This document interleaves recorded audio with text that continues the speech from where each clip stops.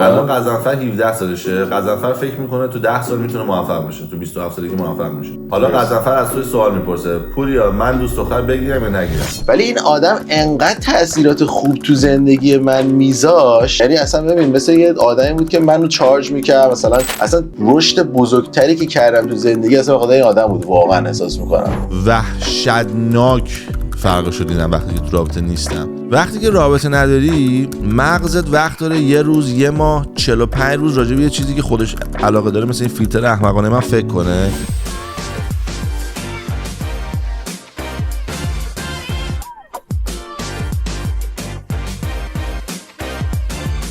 سلام، برعکس یوتیوب سوال اقتصادی هستم. با پوریا برگشتیم با یه اپیزود گنگ دیگه رو به رشد. سلام، برعکس یوتیوب اومدیم با یه رو به رشد دیگه و همونطوری که بهتون قولش داده بودیم این دفعه می‌خوام در رابطه با این صحبت بکنیم که تاثیر زندگی مجردی و زندگی متأهلی روی کار و بیزنس اصلا پیشرفته. خب همونطوری که میدونید من مجردم، ازدواج نکردم هنوز، ولی خب سهیل ازدواج کرده و بچه دارم شده. ازدواج نکردم، هم خونه دارم.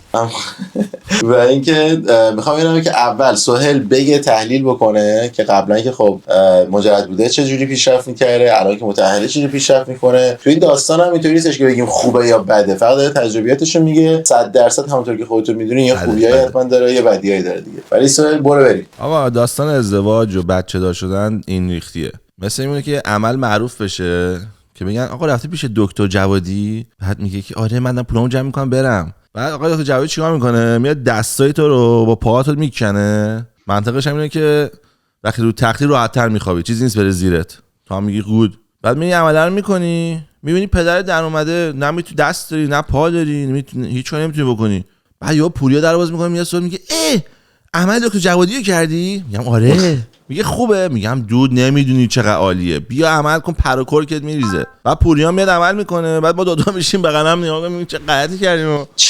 چرا خب فکر میکنی من خیلی آدمای موفقی الان توی شهر میشناسم که بچه دارن و خونه داده دارن و به موفقیت ربطی نداشت حرفای من، به دست و پا داشتن ربط داشت. نه همون منظور طرف داره هر روز یه سری کارهای جدید میکنه. مثلا این دندون پزشکی تو شهر میشناسم، این دندون پزشکی واقعا عشقش اینه که بچه‌ش هم همش یه فراری هم داره، بچه‌ش میندازه تو این فراری همش تو شهر دور میزنه. من اونو که میبینم از تنها آدمیه که واقعا تو این وضعیت میبینم. حالا اینم بگم اگه همین آدم زن بچه نداشت الان 5 تا فراری داشت.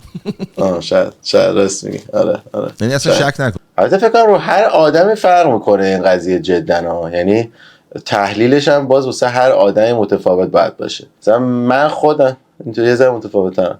مثلا من خب ازدواج نکردم، ولی خب توی سالیانه مثلا توی 10 سال گذشته 3-4 تا دوست دختر متفاوت داشتم، خب که هر کدومشون توی مرحله خودشون از زندگی بودن و یه تاثیرات متفاوتی رو من گذاشتن. یه سریاشون تاثیرات خوب گذاشتن، یه سریاتی که داشتن تاثیرات بد میذاشتن، من ازشون جدا شدم. ولی خب انتخاب اینو داشتم که جدا بشم و انتخاب اینو داشتم که جمع کنم، مثلا بگم خب من این رابطه به دردم نمیخوره. ولی وقتی خب ازدواج میکنی و بچه دار میشی دیگه، خب یه کامیتمنت بزرگتری رو قبول کردی و نمیخوای خب بالاخره تا تلاشتو کلا میکنی که اون خانواده رو با هم دیگه نگه داری دیگه، درسته؟ تا جایی که بتونی. مثلا من حدود 20 سالگیم یا 21 سالگیم با یه دختری آشنا شدم، این از من 8 سال بزرگتر بود. خب و خب رابطه‌ای که 8 سال از من بزرگتر بود من میدونستم به جای خاصی شاید نرسه دیگه، نمیرسه احتمالاً. خب اون موقع من جوان‌تر بودم، اون مثلا آماده ازدواج و اینا بود دیگه تو اون سال. ولی این آدم انقدر تاثیرات خوب تو زندگی من میذاشت، یعنی اصلا ببین مثل یه آدمی بود که منو چارج میکرد. مثلا جرقه بزرگ رشد بزرگتری که کردم تو زندگی اصلا بخاطر این آدم بود، واقعا احساس میکنم. یعنی به من مثلا هر روز صبح که مثلا من بیدار میشدم به من میگفتش که ببین تو مثلا خیلی آدم باهوشی هستی، تو کارت خیلی درسته، تو 100% میتونی این کارهایی که تو ذهنت رو انجام بدی. هر روز پوشم میکرد برم جلوتر به سمت هدفی که دارم. یعنی روزایی هم می بود که مثلا من خسته میشدم، مثلا میرفتیم بیرون جوان‌تر پارتی میکردیم، بعد مثلا میومدم مثلا استراحت میکردم، میگفت نه مثلا این دلیل نمیشه که الان مثلا دیشب رفتی بیرون الان نری این کارو انجام بدی، باید بری این کارو انجام بدی. لحاظ ورزشی خودش هر روز ورزش میکرد، منو پوش میکرد ورزش کنم و این رابطه انقدر رابطه باحال خوبی بود. من باهاش 2 سال دوست بودم تقریبا تا اون شد دیگه 30 سالش و من دیدم واقعا اونجا اگه ازش جدا نمیشدم اون دیگه یه جوری اون داشت شانس این که یه نفر دیگه دیگه‌ای که بخواد بیاد باشه ازدواج کنن از دست میداد و منم که قصدی که بخوام ازدواج کنم نداشتم. خب زندگی اون خراب میشه، نمیخواستم خیلی خودخواه باشم توی اون رابطه، مثلا خب تو اون مرحله تصمیم گرفتم ازش جدا بشم که بعدش با اولین پسری که دوست شد با همون ازدواج کردن، هنوزم با هم دیگه. خیلی جالبه. یعنی این آدم خوبی بود که تاثیر خیلی خوبی میذاشت توی زندگی من. مطمئنم یعنی اون اومد توی زندگی من، تو رشد من کمک کرد، خیلی کمک کرد.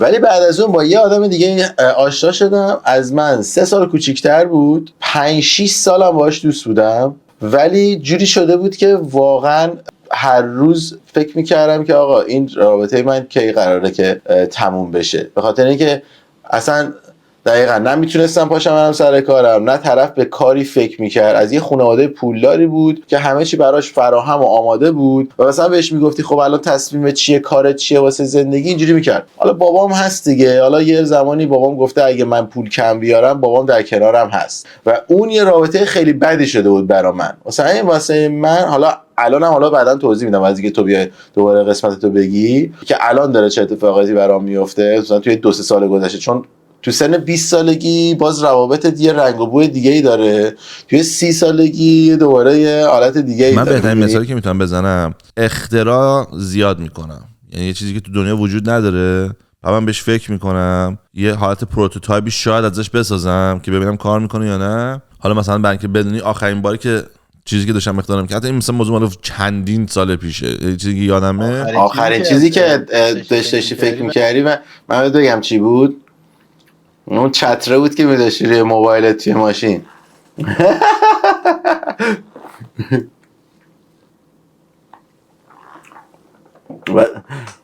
بچه‌ها سوال یه مدت یادتونه توی ماشین بیشتر ریکورد می‌کرد. من یادم بچه‌ها دیگه تو ماشین تو اونجا کامنت می‌نوشتن تو رو جون مادرت دیگه توی ماشین ریکورد نکن. یادم یه مدت همه پادکست‌ها شده توی ماشین. بعد واسه اینکه گوشیش داغ می‌کرد، آفتاب می‌خورد، رفته یه دونه چتر انقدری گرفته بود، بعد از پشت ماشینش اینجوری از پشت گوشیش چسبونده بود بالا گوشیش که از آفتاب که از بیرون پنجره می‌خورد این چتر آفتابو می‌گرفت. بعد به عقل هیچ کس نمی‌رسه که چتر بگیره بذاره روی موبایلش که مثلا آفتاب نخوره. بعدش گفتم این داستان چیه؟ گفت دنبال همچین چیزی بودم، رفتم دیدم یه نفر رو قبل من اینو به وجود آورده. آره از این اتفاقات میگم زیاد افتاده. آخرین چیزی که مثلا یادمه الان هنوز اختراع نشده ولی ثبت شده، من داشتم به دستگاه تصفیه هوا فکر می‌کردم. من گفتم آقا تصفیه هوا وجود نداره، چون تو فقط دستگاهی که هست گرد و خاک رو میگیره و تو کاری که میخوای بکنی اینه که میخوای CO2 رو بدی به دستگاه، اکسیژن رو بگیری بیرون و این یه پروسس کاستلیه، واسه همین دستگاه تصفیه وجود نداره که این کارو بکنه. من یه جعبه دیزاین کردم که توش تو نتونی ببینی ولی با چنل هوا رو بتونی توش با فن بچرخونی.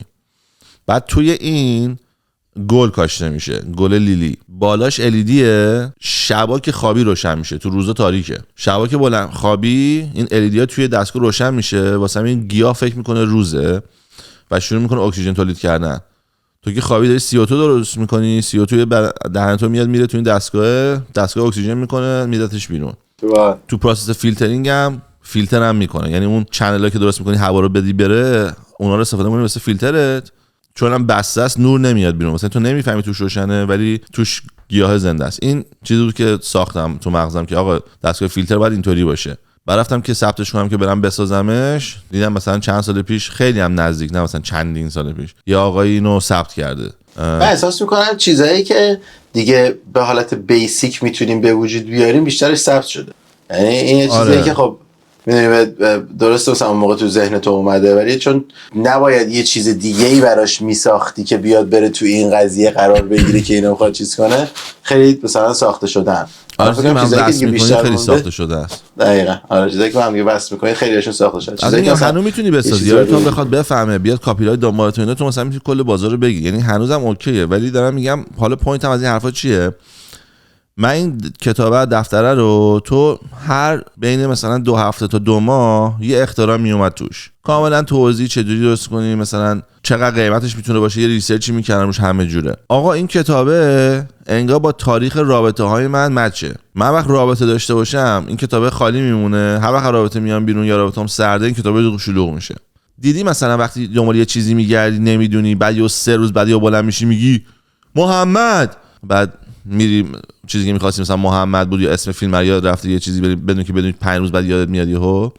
بس میدونی که مغزت بدون که تو حواست بهش باشه داره به یه چیزا فکر میکنه که دست تو نیستش. وقتی که رابطه نداری مغزت وقت داره یه روز، یه ماه، 45 روز راجع به یه چیزی که خودش علاقه داره مثلا این فیلتر احمقانه من فکر کنه که من چطوری میتونم اکسیژن بکنم توی این بدون که مثلا بخوام دستگاه ناسا رو بزنم توش. و توی 45 روز هی این پیساش ساخته میشه بعد هی بازی میکنم توش. او پوریا اینو خریده، پوریا خره، تو بهش آب زیاد داده، دستگاه آب ریخته، الان این چی بشه؟ سهیل علاقه آب نداده، چه ریختی به سهیل این آب بده.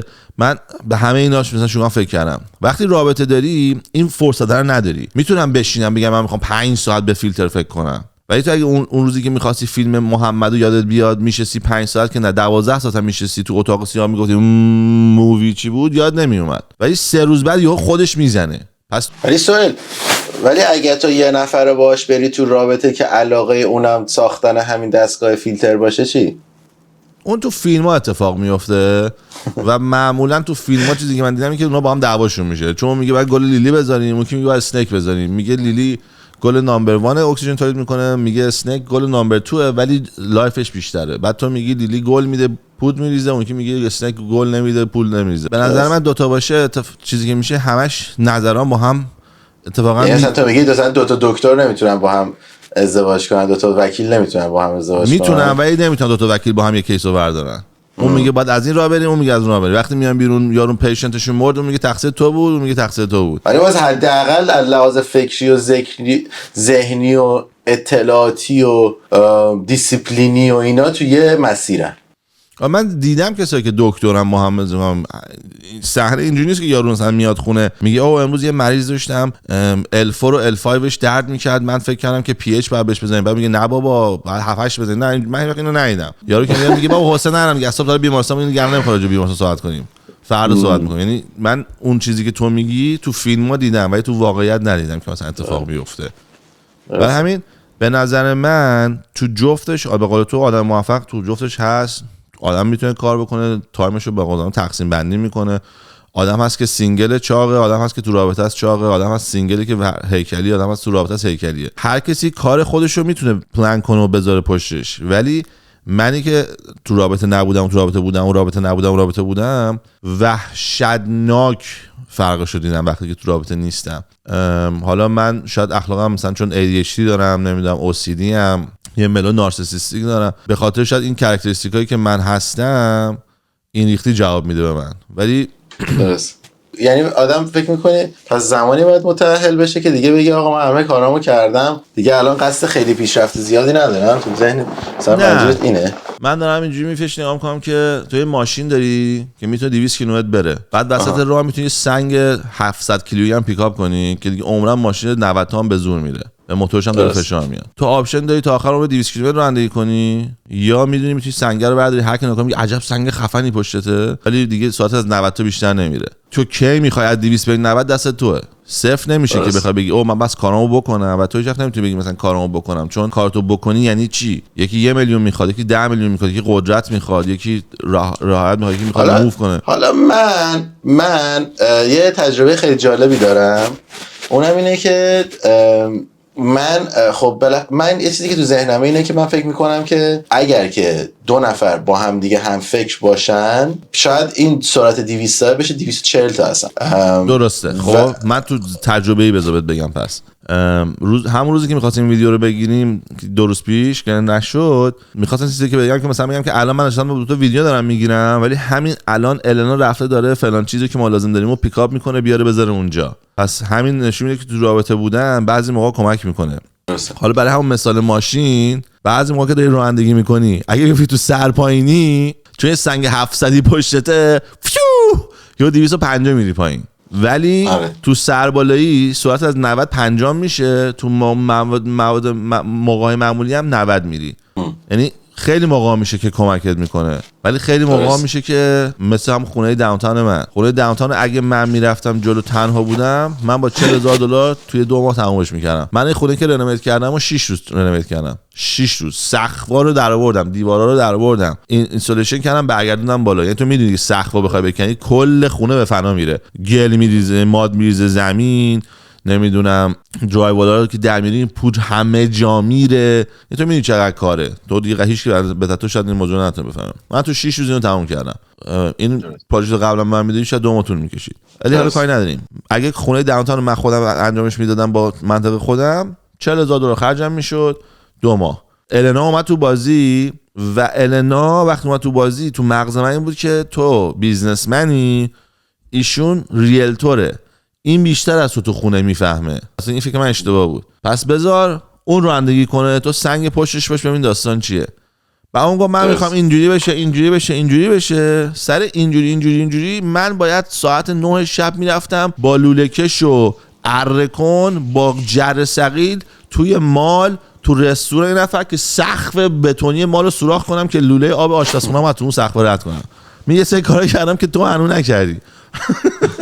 آره ولی خب من رسید بگم من یه رابطه‌ای بودم که خب هیچ ربطی به هم دیگه نداشته کارهایی که می‌کردیم. خب ولی تو یکی از روابطم کسی که باهاش دوست بودم علاقه نشون داد به ریل استیت و دوست داشت که بیاد توی ریل استیت، کمکش کردم، مدرکش رو گرفت، بعدش اومد توی ریل استیت، شروع کردیم با هم دیگه کار کردن.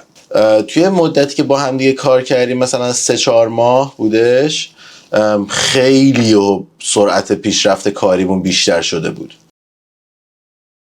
و مثلا دیگه مثلا خیلی چیزا رو متوجه میشد که مثلا منظور من چیه دیگه. خیلی از کارامو میتونست کمکم بکنه، خیلی از قراردادایی که میخواستم بنویسم کمک میکرد مینوشتش. یه جورایی مثل یه پرسونال اسیستنتی شده بود که دیگه تو اطمینان کامل داری و خیالت هم راحت دیگه. گفتی همیشه کنارته و همیشه مطمئنی که داره اون کاره طبق چیزی که میخوای انجام میشه. و سرعت کار من 2-3 برابر شده بود. خب ولی اتفاقی که افتاد 3-4 ماه که گذشت تو ذهن این دختر یه مسابقه به وجود اومدی و تو ذهنش با خودش شروع کرد با من مسابقه دادن. خب چرا الان مثلا پوریا داره این کارو میکنه من این کارو نمیکنم؟ با اینکه خب مثلا من 10 سال تجربه داشتم توی این کار، 100% اون نمیتونه بیاد با تجربه 4-5 ماه برسه به جایی که من رسیدم. همینطور مثل میمونه که من الان بخوام برم یا ماشین برقی بسازم، نمیتونم برم ماشین برقی مثل ایلان ماسک بسازم. کمپانیای بزرگش نتونستن، هوندا نتونست بعد از دقیقاً فورد نتونست بعد از 6 ماه 1 سال که اون رفته بود شروع کرده بود بعد شروع کنن بهش برسن. حالا فکر کن مثلا این طرف تو ذهنش مسابقه به وجود آورده بود که میخواست کاری که من میکنم انجام بده. بعد یه مدت به خوردیم به مشکل و یهو دیدم که اصلا این تو ذهنش مسابقه به وجود اومد. بعد اصلا رابطه ریلیشنشیپ اون به هم خورد سر این قضیه. یعنی ما با هم دیگه 2 سال دوست بودیم، همه چی خوب بود. بعد که اومدیم با هم دیگه کار بکنیم 3-4 ماه همه چی خوب. بعد یهو این مسابقه که تو ذهنش به وجود اومد میگفت بعد رفته بود به 2-3 نفر دوستان من گفته بود میدونی اصلا مشکل من چیه؟ مشکل من اینه که من هیچ وقت نمیتونم به پوریا برسم تا وقتی با پوریا کار بکنم. باید برم با آدمای دیگه کار بکنم که بتونم از پوریا جلو بزنم. یعنی تو ذهنش اینطوری شده بود، چون هم تا وقتی که با پوریا کار میکنم همیشه مثلا تا میگم مثلا من یه فروش داشتم، پوریا میگه من 3 تا فروش داشتم، هیچ وقت نمیرسم به اون.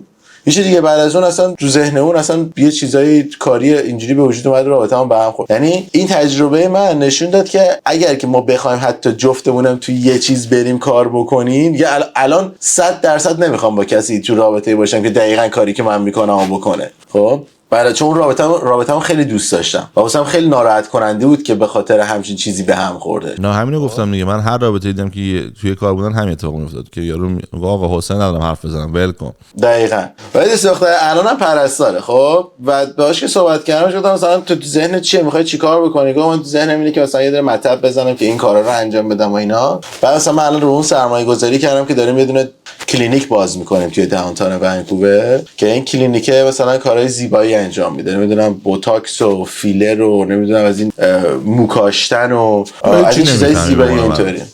من چیزی از اون متوجه نمیشم. اون قسمتش اونه. من بیشتر توی کار باز کردن این لوکیشن، خریدن لوکیشن، نمیدونم بیزنسش چجوری ران بکنه. زمینو خریدین واسه این لوکیشن؟ آره مغازه رو الان دیروز بود اتفاقا اکسپتدش گرفتم. یه جای خیلی باحال. ببین من حالا بین خودمون باشه یه مغازه‌ای بود، این مغازه 3.5 میلیون دلار گذاشته بود مغازه رو، بعد از یه 6-7 ماه آورده بودش روی 2 میلیون و 900 تخفیف آورده بود گذاشته بود. شهرداری اسسمنت شهرداریش 2 میلیون و 500 ولی توی کامرشال زیاد شهرداری اسسمنتش کار نمیکنه، مثل خونه نیستش که اسسمنتش مثلا نزدیک واقعیت باشه. من گرفتمش 2 میلیون و 300. یعنی من چیزی که فکر کردم این بود که اونجا گرفتم 2 میلیون و 300 که یعنی من جوری که بهش فکر کردم چی بود، بهش درآمدن گفتن که ببین اگه بخوای یه جایی اگه گفتم درآمد این بیزنس چقدر، گفت درآمد این بیزنس مثلا بین 50 تا مثلا 80 تا 100 هزار دلار ماهیه. درآمد خیلی خوبی داره، بخاطر اینکه مثلا این خانوما خیلی خرج زیباییشون میکنن دیگه، خب مردم میکنن، خیلی از پسرام میکنن. من حسابی که کردم دیدم اگه ما یه لوکیشن باحال بگیریم، اولا که اون صاحب لوکیشن بلندت نمیکنه بعد چند وقت، چون اتفاقی که میفته این بیزنس‌های این مدلی میان یه لوکیشن رو میسازن، بعد از یه مدت هی کلاینتلشون رو میسازن، مردم میفهمن که لوکیشنت اینجاه، بعد از مثلا 3 سال یا صاحب مغازه‌ای که میبینه تو خیلی داری رشد میکنی اونجا میاد اجارت رو 2 برابر میکنه. چون توی کامرشال مثل رزیدنشال نیستش که فقط یه درصدی بتونی ببری بالا اجاره رو، میتونی مگه اینکه نوشته باشی قبلا تو کانترکت. آره مگه اینکه نوشته باشه که حالا میگم اگر نوشته باشه دقیقاً تو هم اون وقت نمیتونی از اون لوکیشن پاشی بری، میدونی خیلی دردسر داره. واسه همین معمولا مثلا من چند نفر رو دیدم که میاد صاحب مغازه اجارهشون رو انقدر میبره بالا که دیگه دوباره سودشون رو میکشه ازشون. بعد آخر سر اگر اونجا بلندت بکنه که اگه بخواد بفروشه، اگه بخواد خودش بیزنس بزنه، اگه هر اتفاقی بیفته، تو یهو فروشت 30-40% میریزه، چون مردم گمت میکنن، میدونی، حالا بگو 50% 60% بیاد. مثلا من اصلا ریسک همچین چیزی رو نمیخواستم قبول بکنم و اینکه دیدم که خب اگه بخوای خرید خوبی بکنی تو مارکت الان احساس میکنم به خاطر بنای زیادی که دولت کانادا گذاشته روی خونه های رزیدنشال و ایر بی ام بی، یعنی الان شما به عنوان یک کسی که پیار کانادا نداشته باشی، رزیدنسی کانادا نداشته باشی، خودت که میدونی نمیتونی خرید بکنی اینجا ملک. درسته؟ تا 2 سال بنه دیگه، اصلا نمیتونی خرید ملک بکنی، ولی کامرشال بهت اجازه میدن خرید بکنی. درسته؟ و به خاطر اینکه از ماه می، حالا این رفتیم تو بحث دوباره ریال استیت، ولی به خاطر اینکه از ماه می دولت کانادا دوباره روی ایر بی ام بی یه بن جدید گذاشته که مثلا کسانی که خونه خودشون نباشه نمیتونن ایر بی ام بی بکنن، تمام سرمایه گذارای خارجی به نظر من میرن سمت کامرشال، میرن خریدای مغازه‌های کامرشال میکنن، مثلا اینکه هم اجازه دارن بخرن. و من به خاطر همین لوکیشن کامرشال هم گرفتم، چون من مطمئنم اینجا تا مثلا 2 سال دیگه حداقل مثلا از 2 میلیون و 300 میرسه به 3 میلیون و 300 3 میلیون و 500 شد. یعنی من نگاه کردم درآمد رشد ملکه از رشد بیزنسه شاید خیلی بیشتر باشه، گفتم 2 تیر با نشون باشه، حالا اونم ریسک همش دیگه. خلاصه حالا اصلا این دلیلی که اینو توضیح دادم واسه اینه که بگم الان مثلا با کسی هستم که هم من تونستم کمک بکنم که اون پیشرفت بکنه، هم با ایده و بیزنسی که اون تو ذهنش بود مطمئنم کش فلویی که از توی اون میسازیم به من کمک میکنه که منم بتونم رشد پیشرفت بکنم. درصدی چجوری رفتین جلو؟ دفتری 50-50 این با هم دیگه، یعنی اون همه کارا رو انجام میده، من سرمایه گذاری کردم. تو سرمایه گذاری در واقع دیزاین توی ساختمون حساب میشه واسه این کار؟ سرمایه گذاری میشه خریدن ملکه که البته خودش هم داره واقعا پولشو نصفشو میذاره با من، یعنی خودش هم تو این سالها پولشو جمع کرده بود، نصف پیش پرداخت اون مکانو داره میذاره که واسه من خودش میخواد کامرشال تقریبا $700,000. درصدی من میگی؟ بستگی به قیمتش داره، ولی کامرشال وامش فرق میکنه با رزیدنشال. شما اگه به بانک نشون بدی، چون کامرشال وامش روی بیزنس داده میشه نه روی درآمد خودت، خب اگه یه بیزنس رو نشون بدی که آقا 2 سال قبلش کار کرده درآمد داشته، امکان داره توی کامرشال حتی 100% وام هم بهت بده وام. یعنی امکان داره بانک بیاد بگه نه این بیزنس تو انقدر درآمدش خوبه که من خیالم راحته 100% پول اینجا رو بهت میدم. متوجهی؟ ولی خب میگم من تو فکرم اینه که مثلا با 20-25% داون پیمنت اونجا رو بخرم. خب که آره طراحی داخلی هم با منه، بازسازی داخلیش هم با منه که اینا واسه من اصلا آب خوردنه. بچهای شرکت خودمون میریزیم اونجا سریع درستش میکنن. و یه خوبی که داره اینه که توی کامرشال وقتی که تو یه مغازه کامرشال میخری، حالا دوباره رفتیم تو ریال استیت، بچه‌ها ببخشید این سوال کشین بحث اینجا، ولی چیز مفیدیه بدونید. توی کامرشال وقتی شما یه مغازه‌ای رو میخری یه دونه باکس بتونی بهت تحویل میدن. یعنی مثل خونه نیستش که بیاد طرف کابینت بزنه، کف بزنه، تایل بزنه، آماده بکنه که تو بری فقط لوازمتو بیاری تو خونه، فرنیچر بیاری زندگی بکنی. خب کامرشال هم اینطوری نیستش که همه چی آماده باشه تو بری میزتو بیاری بذاری اونجا شروع کنی کار کردن. یه دونه باکس بتونی به تو میده، میگه که تو حالا خودت برو هر جوری که میخوای بساز اینجا رو. و این خیلی زمان بر و انرژی بره. مثلا من خود آفیس نورت ونکوورم، همون که آفیس هم دیده باشی، من وقتی که اونجا رو گرفتم 1 سال طول کشید تا بعد از اینکه تحویل گرفتم تا در اونجا رو باز بکنم. $250,000 هم هزینه‌ام شد که بتونم داخل اونجا رو بسازم به جوری که میخواستم. و این هزینه رو باید نقد پرداخت بکنی، نمیتونی روش وام بگیری، یعنی باید کلش رو نقد بذاری. ولی این مغازه‌ای که الان گرفتیم واسه این کار مدیکال اسپا، به خاطر اینکه نو نخریدم اونجا رو، ساختمونش چند ساله است، نفر قبلی که رفته بود اون تو کلا ساخته اون تو رو، و من اونجا رو فقط با اضافه کردن 4 تا دیوار تبدیل میکنم به جایی که میخوایم باشه. و فکر کنم مثلا بازسازیش تقریبا 3 هفته طول بکشه و هزینه‌ش هم زیر $30,000 بشه. و حالا می‌خواستم اینو بگم، تاثیر رابطه درست و غلط به نظر من میتونه این باشه. الان من توی این رابطه یه چیزی رو پیدا کردم که هم کمک میکنه به هر جفتمون از لحاظ پیشرفتی. یعنی من رفتم توی دنیایی که هیچی ازش نمیدونستم و خیلی دوست داشتم که برم، به خاطر اینکه بیوتی، زیبایی چیزیه که مردم براش خرج میکنن، واسهشون مهم نیست. یعنی الان مثلا همین من دارم میام ترکیه چون دوست دخترم میخواد دماغش عمل کنه. من چون خب ترکم میدونم که تو ترکیه میتونی تخفیف بگیری، میدونم ترکیه قیمتا چطوریه. مثلا چند تا دیگه از دوستام رفتن بینیشون عمل کردن، مثلا $4,000 آمریکایی دادن از اینجا که رفتن اونجا عمل کردن. توی کانادا مثلا $17,000، توی ترکیه $4,000. خب واسه همین خیلیا میان از کانادا میرن ترکیه، هم یه سفر رفتن، هم دماغشون عمل کردن، هم دکترای ترک بهتر از دکترای کانادا لحاظ عمل زیبایی، تجربه بیشتری دارن. خب چون همش دارن این کار انجام میدن دیگه. ولی مثلا من باهاش که صحبت نکردم، خودش رفته بود یه جایی رو پیدا کرده بود، ازش تقریبا $9,000 یه نفر گرفته بود. خب مثلا من میتونستم تخفیف بگیرم، ولی بهش گفتم تخفیف بگیری، گفت نه نمیخوام بیام تخفیف بگیرم بعد این دکتره بیاد بگه این تخفیف گرفته نمیدونم دماغم زش بکنه. اصلا مثلا مهم نیست، یه بار دارم یه پولی رو میدم، میخوام این پوله رو بدم، کار درست تحویل بگیرم، تموش بره. خب یعنی زیبایی اینطوریه، مردم پولشون رو خرج میکنن واسش. کوین اولیریو که میشناسی دیگه، کوین اولیری میگه من 2 تا بیزنس رو، یعنی میگه 2 تا چیزی که 2 تا بیزنسی که دارم خیلی تاثیر گذاشته توی بیلیونر شدنم. میدونی چیه 2 تا بیزنسش؟ عروسی و مرگ. عروسی و مرگ، دقیقاً. میگه 2 روز توی زندگی انسان ها هست که پول خرج کردن براشون مهم نیست. یک روز عروسیه، یک روزی هم که میمیرن. روزی که میمیرن خانواده میگه آقا بهترین غذا رو میخوایم، بهترین جا رو میخوایم، بهترین مراسم آبروداری باید بکنه، نمیدونم همه باید بهپا چهچه کنن. عروسی هم همینطوره، میری نمیدونم عکاس میگیری میشه $7,000، لباس عروس میگیری $5,000، $10,000. من سر همین عروسیمو نگرفتم، یعنی رفتم دنبالش و قیمتاشو که میگرفتم نمیفهمیدم چرا. مثلا بگم آقا اگه از من بخوای عکس بگیری چقدر میگیری؟ میگفت $200. خب حالا اگه من بغل یه خانمی باشم که لباسش سفید باشه، قرار است تا آخر عمرم با این باشه، از موقع عکس بگیری چقدر میگیری؟ $7,000. گفتم چه اتفاقی میفته که 200 تبدیل میشه $7,000؟ بابا هرکات مو، من موهامو میزنم $50، بعد روز عروسی هرکات مود $700. میگم چه فرقی میکنه آخه روز عروسی موهای من میزنی $700، امروز $50. خب یه روز قبل عروسی باید بری $50 هرکات بگیری، بعد فرش بگی عروسی. ولی بهترین یه کمپانی بود تو لنگلی چیز اجاره میداد، صندلی.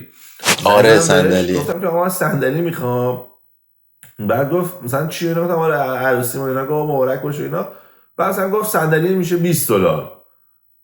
بعد یکی به حرف میزنم گفت خرید نباید بهشون بگی عروسیه. گفتم به مرگ مامانم زنگ زدم دوباره به همون کمپانیه مثلا 3 روز بعد گفت صندلی میخوام. گفت برای چیه؟ گفتم تولد دختر 4 سالمه. چند صندلی اضافه لازم داریم. بعد یهو مثلا قیمت از $30 شد $10. خب مثلا نمیفهمیدم چرا. دقیقا همینطوره. روز عروسی واسه همین کوین اولیری توی این بیزنسه، یه دونه روز فیونرال، یه دونه روز عروسی. حالا به این واسه چی رسیدیم؟ از اینجایی رسیدیم که واسه بیوتی و زیبایی مردم خرج میکنن و من اینو میدونستم، همیشه دوست داشتم واردش بشم ولی خب شانسی نداشتم بخوام واردش بشم و یه رابطه درست حتی منو برده توی این ساید بیزنس.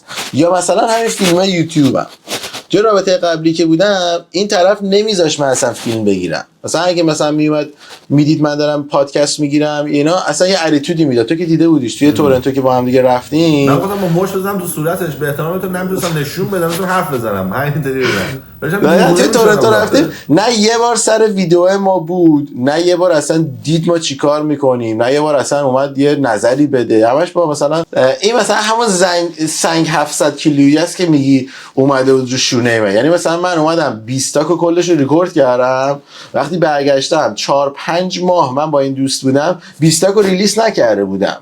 یعنی انقدر انرژی از من گرفته شده بود که اصلا تو ماه سپتامبر سال پیش که من رفته بودم پرتغال و فرانسه اصلا ویدیو ندادم.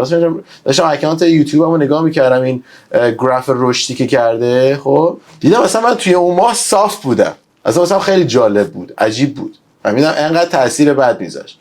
از رابطه که اومدم بیرون 20 تا کو دادم بیرون، هر روز نمیدونم ویدیو بساز، یادم اکانتم بوم اینجوری خورد بالا. خب بعد توی این رابطه جدیدم که اومدم، حالا ایشون خودش میگه که مثلا الان داریم میریم دبی و ترکیه تو ماه می، اینجوری میکنه مطمئن باشی دوربینتو میاری، یا به خاطر اینکه توی دبی خیلی باحال میشه ویدیو گرفت، مثلا میتونیم ولاگای خیلی باحالی ریکورد بکنیم. میدونی مثلا 10 بار به من گفته که اگه میشه بیا با منم یه پادکست بگی، منم خیلی دوست دارم یه پادکست باهات ریکورد بکنم، مثلا صحبت بکنم. میگم تو انگلیسی حرف میزنی بچه‌ها متوجه نمیشن. میگه نه خب یه زیرنویس بذار، منم خیلی دوست دارم تو یکی از این پادکستات بیا. مثلا این خیلی میتونه تاثیر بذاره که آقا خلاقیتت به کجا بره، میدونی سرعت رشدت به کجا بره. من حالا از کل این ویدیو میخوام اینو بگم که آقا رابطه درست هم میتونه تو رو توی زندگی جلو بندازه، هم میتونه عقب بندازه. مجرد بودن هم خوبی داره هم بدی داره، ولی به نظر من ارزشی نداره، چون هر کسی رو میتونه بفهمه که آقا یکی بیاد تو زندگیت بهت کمک کنه موفق میشی.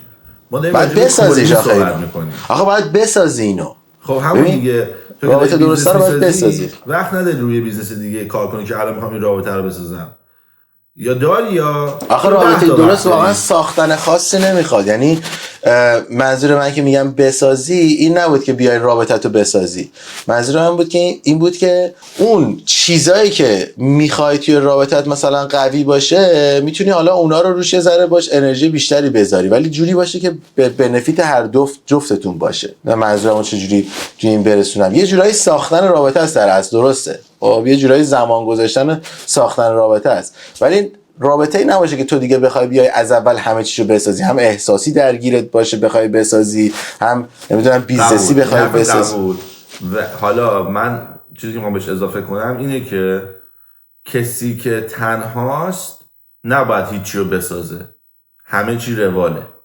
واسه همین کسی که میخواد بیزنس رو شروع کنه، اگر سینگل باشی نه 2 برابر، به نظر من از تجربه شخصی خودم بین 6 تا 10 برابر قوی تر کار میکنی وقتی تو رابطه نیستی.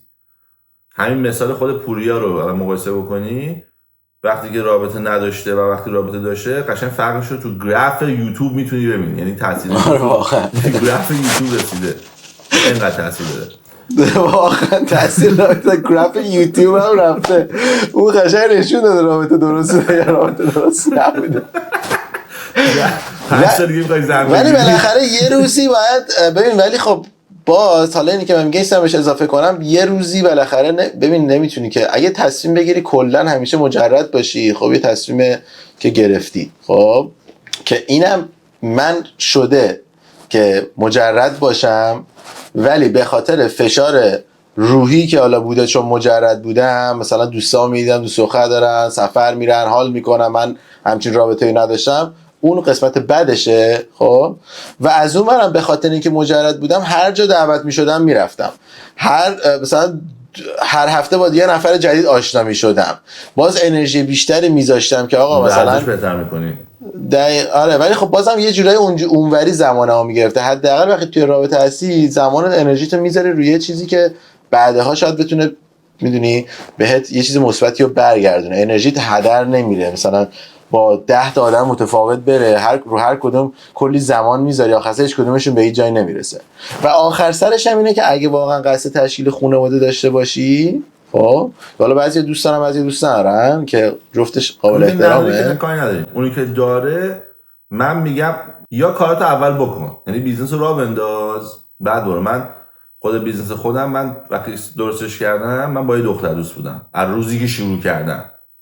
تو تخت خوابم، تو کشوی بغل تختم. بعد اولین کارگرم خواهر دوست دخترم بود. یعنی اون اولین کسی بود اومد بهش ساعتی $7 میدادم، مینیمم چند $8 میدادم. بعد بیزنس رسید به $100,000 ماهی. این دوست دختر من هنوز یه بار نیومده بود تو ایبی من ببینه من صفحه که درست کردم سبز یا زرده. تا اگه میبریش تو ایبی میگفتی بین دو تا لیستینگ کدومش دوست پسر توئه یا دختر نمیدونه. درست. من نمی‌تونم بفهمم چطوری داره این اتفاق میفته. مثلا من خودم داشتم جای اون فرض کنم من به دختر دوست شدم، بعد دختر هیچ کاره بوده. بعد توی 4 سال آینده یه لاین میکاپ زده، ماتیک فلان. چطوری من الان تا حالا چین نرفته باشم؟ چطوری من تا حالا نشستم با یه کمیست فرمول بحث کرده باشم؟ چطوری تا حالا من وبسایت اینو نرفته باشم؟ چقدر من باید آدم نامرد و خودخواه و بی استفاده باشم که یه بار نخوام علاقه بدم به دوست دخترم؟ ببینم چیکار داری می‌کنی با این لاین؟ تو که ما هر روز میریم $5,000 خرج ما می‌کنیم، ببینیم چیه.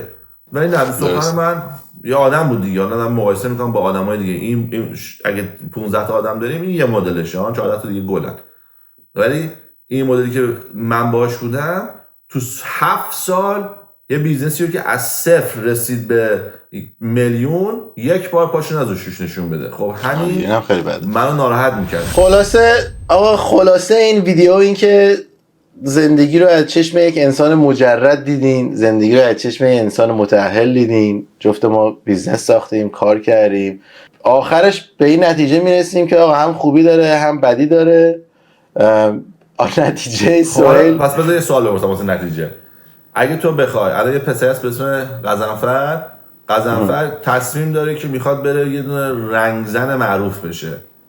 الان قزنفر 17 سالشه. قزنفر فکر میکنه تو 10 سال میتونه موفق بشه، تو 27 سالگی موفق میشه. حالا قزنفر از توی سوال میپرسه، پوریا من دوست دختر بگیرم یا نگیرم؟ من میگم نه.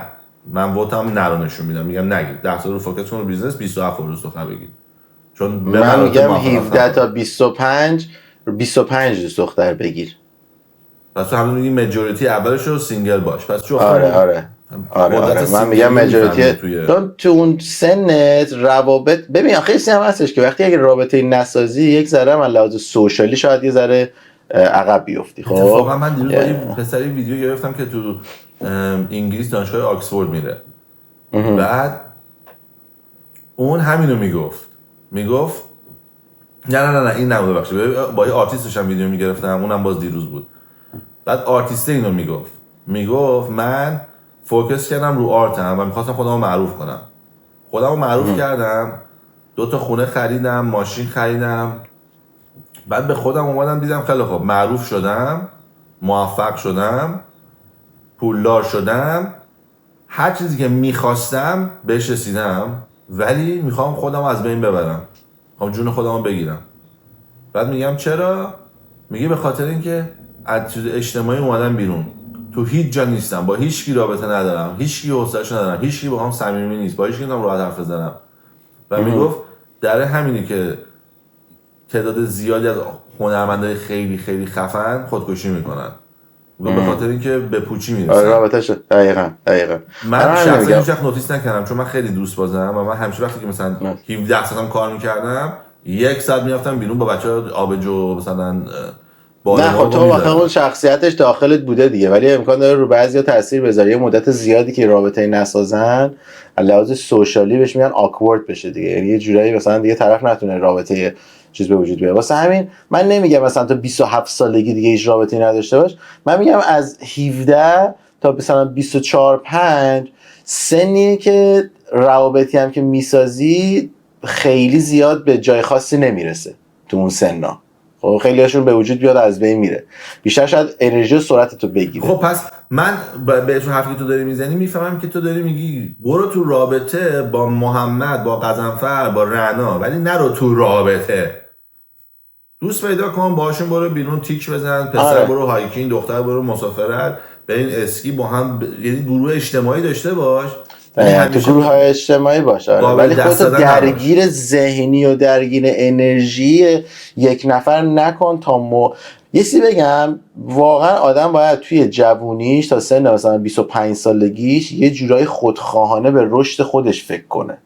یعنی باید ببینی که آقا الان اگر همه افراد دور و برت از کنارت برن، تو میتونی ادامه بدی، خودت به جایی رسیدی که بتونی زندگی تو ادامه بدی. چون همیشه باید آمادگی اینو داشته باشی که همه افراد دور و برت برن. منظورت خانواده است یا دوست؟ همه چی، خانواده از بین بره از کنارت، دوستات همه از بین برن، یعنی تنها بشی فقط خودت. باید ببینی که آقا الان همه چی از بین بره، تنها باشی، میتونی این مسیر رو با موفقیت خوب بری. میدونی من همیشه تو ذهنم این بوده، یعنی همیشه میگفتم که خب الان همه چی از من بگیرن، همه چی بره، من میتونم این مسیر رو ادامه بدم یا نه؟ بعد میبینم که خب الان میتونی، یعنی خودخواهانه بعد به این فکر بکنی تا اون سن. مطمئن باش اگه تو تا 25 سالگی خودخواهانه به رشد خودت فکر بکنی، نمیگم مردم اذیت بکنی ها، ولی مثلا دقیقاً مثلا اگه طرف میاد میگه که آقا بیا بریم اینجا، بگی نه الان مثلا من باید این کار خودم رو انجام بدم. خب تو زمان درستش بری به اون چیزایی که مثلا هفته یه بار دو بار میدونی که میخوای بری با دوستات بیرون. خب ولی اگه مثلا دوستی داشته باشی که هر روز بعد از ظهر به تو بگه بیا بریم بیرون، نه، باید خودخواهانه به رشد خودت فکر بکنی. دوست دختری بخوای بگیری که اصلا هر روز به تو بگه نه باید با هم دیگه بریم این رستوران اون رستوران، خرجش هم تو بدی، باید بگی نه مثلا من خودم همون قدری کار میکنم که تو کار میکنی، پس من الان دارم پولامو جمع میکنم واسه خودم بتونم سرمایه گذاری بکنم. چرا؟ به خاطر اینکه 2 سال بعد مثلا 20 سالگی تا 22 سالگی تو اومدی همه پولایی که درآوردی رو خرج کردی، با یکی رفتی بیرون، بعد 22 سالگی با هم دیگه به هم زدی. کی ضرر میکنه؟ تو ضرر میکنی، بخاطر این کل پول 2 سالت رفته. چرا؟ نمیگم من ضرر میکنم. آره دیگه تو ضرر میکنی دیگه. واسه همین چه اتفاقی میفته؟ هیچی، تو دوباره برمیگردی 2 سال انگار رفتی عقب. چنانچه اگه تو اون 2 ساله که توی رابطه بودی به صورت خودخواهانه به رشد خودت فکر میکردی، مطمئن باش تو 25 سالگی به نقطه‌ای میرسی که واسه خودت سرمایه گذاری 2 تا داشته باشی. یعنی من مثلا 25 سالم شده بود، واسه خودم 2 تا سرمایه گذاری داشتم، با اینکه باز خرجم میکردم، با اینکه بعد فهمی که الان رسیدم اون موقع نرسیده بودم چون کسی نبود واقعا اینو بخواد اون موقع بهم بگه. خب ولی اتوماتیکلی به خاطر اینکه سرمایه گذاری دوست داشتم میرفتم سمتش سرمایه گذاری میکردم، چون دوستش داشتم یعنی شخصیتم اینجوری که چون اونو خیلی دوست داشتم کشیده شده بودم سمتش. ولی اگرم سرمایه گذاری خیلی دوست نداشته باشی، این نصیحتو از من سهیل بگیر که آقا تا اون سن، تا 25 سالگی فقط خودخواهانه به رشد خودت فکر کن، به سرمایه گذاری برای خودت فکر کن. اگه بتونی 2 تا سرمایه گذاری درست برای خودت کرده باشی، حالا تو ملک هم نباشه، نمیدونم توی بازار بورس باشه، نمیدونم توی کریپتو باشه، نمیدونم توی شراکت باشه، بیزنس باشه. آرزون بود یه نفر مثل خودم هست، الان کانسالتیشن دارم به مردم کمک میکنم. آرزون بود 1 ساعت میتونستم خودم و وقتمو بخرم 20 سال پیش. همین دیگه تو مغزم هست و فقط به خودم میگفتم اونم اینجوری نبوده دیگه. واو الان کجا بودیم؟ مثلا نمیتونی باور کنی، واقعا نمیتونی باور کنی. برای این بچه‌ها که بفهمن، ولی اصلا اون موقع بعد ببینی اصلا فکرت میرفته جایی که بری مثلا یوتیوب بشینی یکی رو نگاه بکنی، میدونی مثلا نه یه نفر فقط می‌خواستم باشه بهش زنگ بزنم بگم آقا بیا من به تو ساعتی $300 پول میدم، تو به من بگو من الان پول درآوردم $10,000 چیکار کنم باشه. آخه الانم اگه بخوای سوال یه سری آدمایی هستن که باز میتونن بیان به تو چند تا چیز یاد بدن. 100%. به من چند تا چیز یاد بدن. من الان خودم تمومی نداره. تو هر بیشتر یاد میگیری میفهمی بیشتر نمیفهمی. این که اصلا فکت راجع به یاد گرفتنه. هیچ کسی نمیتونه بگه از یاد میفهمم، بس نشون میده که نمیفهمه، چون تو باید به اون لول بفهمی که انقدر همه چی پیچیده است و همه چی به همه چی ربط داره. یه چیزی هم که میفهمی باز میتونه نفهمی. همین پلوتو رو 20 سال بی‌ناموسش کردن. 5 سال میگن پلنت، 5 سال میگن ماهه، 5 سال دوباره میگن پلوتو، میگن دوباره پلنت، دوباره میگن ماهه. نمیدونم تصمیم بگیرن که یارو یه چیزی تو آسمون که ازش فقط کلا 10 تا نداریم اینه یا اونه، یعنی اینو نمیتونن سرشون بفهمن و همه با هم جنگ میگن او این درسته، بعد 5 سال دیگه همه با هم میگن نه این درسته. اگه تمام دانشمندا نمیتونن کره گیر رو تصمیم بگیرن چیه، دیگه من به قول معروف کار اضافه نمیکنم که بخوام بگم کدوم جواب درسته. هر چیزی واسه هر کسی واقعا متفاوته. ولی تا 25 30 حرف پوریا خیلی قشنگ بود. خودخواه باش و مهمتر از اینه که هر چیز زودتر یاد بگیری پول اینوستمنت منیجمنت چطوریه وحشتناک جلوتر خواهی بود. من اینو میگم بعدن میتونی رابطه بهتری داشته باشی، بعدن هم میتونی رابطه بهتری داشته باشی، هم میتونی انرژی که ازت یه رابطه بگیره دیگه نمیتونه تو رو بزنه زمین و عقب بندازه. هم رابطه هم اطلاعات. همین تو که میگی با یه فرشم صحبت میکردم، تازه از ایران اومده بود، بعد یعنی 4 سال پیش از ایران اومده بود. یه دوست دختر داره و دوست دخترش بهش گفته که آقا مثلا ما ماشین لازم داره، زن و اینا ما ماشین لازم داریم، من ماشین میخوام و هر چی. دیدم سر حرف این رفته یه ماشین خریده، یه تویوتا ماشین خیلی معمولی. آقا پای کانسالتیشن من فوش خوار مادر رو بخش کشیدم به این که تو چرا این کارو کردی، چرا از ایران پادرسی اینجوری رفتی ماشین خریدی، فقط واسه اینکه بخوای مثلا یه شعاف کنی جلوی 4 تا رفیق تو ایران که میگن ماشین خریدم، یا مثلا چون بچگی دلت می‌خواست ماشین بخری دیوانه‌ای، الان تو اومدی اینجا روز اول رسیدی اینجا بعد به فکر این باشی که من بهترین کار واسه خودم میتونم انجام بدم. ماشین خریدی، گفت بابا آروم باش، من مثلا درآمدم اینقدر، کل ماشین مثلا هستش ماهی میدونم $600 فلان. پولی نشستم مثلا حساب کردم، سنش هم 30 بود، این 17 سالش نبود، 32 سالش هم بود. نشستم بچه‌ش حساب کردم، گفتم که اگر همین دقیقاً فقط پولیو که هر ماه $700 $650 دادی به ماشینت، رفته بودی یه ماشین دست دوم خریده بودی با 5 ماه اولش، یعنی 5 هفته 3500 با 3500 رفته بودی ماشین خریده بودی، بعد از ماه پنجم اومده بودی این پول رو واسه فقط 6 سال گذاشته بودی، بعد 6 سال گفتی دیگه نمیخوام بدم، این پول تبدیل میشد به $1.4 میلیون وقتی که 65 سالت میشد. تو حساب معمولی، تو حسابی که تازه خفنه های ریسک میذاشتی پولت میشد $2.4 میلیون. پس اگر به راه من میرفتی جلو، یه ماشین داشتی که از نقطه A میوردت به نقطه B، تو مغز خودت ماشین آشغالی بود و وقتی که پیر میشدی $2 میلیون پول داشتی. حالا کاری که کردی رفتی یه ماشین خریدی، تو مغز خودت ماشین باحاله ولی تو مغز پوریا من ماشین هنوز آشغالیه. یعنی گفتم اگه تو با اون تویوتا برند نیو 2020 اگه شواب کنی جلوی پوریا، همون قدر ریسپکت میگیری که اگه با ماشین $3500 بیایی. و گفتم حتی امکان داره پوریای نوعی به 3500 بیشتر بهت کردیت بده، که میگه اوه این آدمی که با شعور رو جو نمیره جو داره فکر میکنه. پس تو فقط اومدی به خاطر خودتو گول بزنی بگی من خوبم، یه آشغال خریدی، خودتو از $2 میلیون گرفتی و خودش اینجای کانورسیشن گفت ماشینم یه قدیمی شده، اتفاقا میخواستم من ماشین رو عوض کنم. بودم بیا ماشینم همین الان دیگه دوستش نداری. یعنی تو مغز خودت هم که اون گولی که خودت زده بودی فقط 1 سال دوام آورد، بعد 4 سال دوام آورد، بعد 4 سال هم تموم شد و خودت هم دیگه دوستش نداری.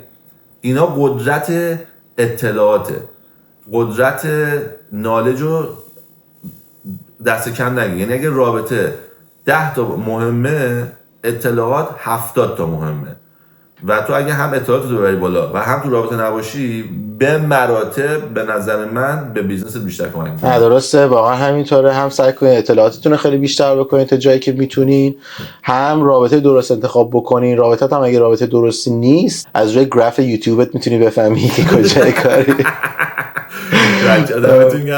کامنتاتون هم بذارین بچه‌ها، کامنتای با انرژیتون رو بذارین. برنامه رو به رشد قسمت 8 بشه فکر کنم، بعد میشه 8 قسمت 8 شد و بچه‌ها خیلی دوست دارن برنامه رو به رشد. و کامنتای خوبتون رو بذارین، بگین که می‌خواید در رابطه چی صحبت بکنیم، چه چیزایی میاد توی ذهنتون، حتما میخونیم کامنتا رو و در رابطه با سوالایی که دارین و نظرایی که میاد توی ذهنتون ویدیوهای جدیدمون رو اونطوری میسازیم و ویدیومون دیگه تمیزه، حرف بد توش نیست، مثلا همه خانواده میتونین چای بزنین بشین نهار کنین. دقیقاً من از سهیل قول گرفتم که دیگه این ویدیوها رو خیلی متفاوت به وجود بیاریم و سهیل هم قول داده. بازم دمتون گرم که تا اینجا دیدین. لایک و شیر و سابسکرایب یادتون نره تا برنامه بعد میبینمتون. فعلا برو بریم.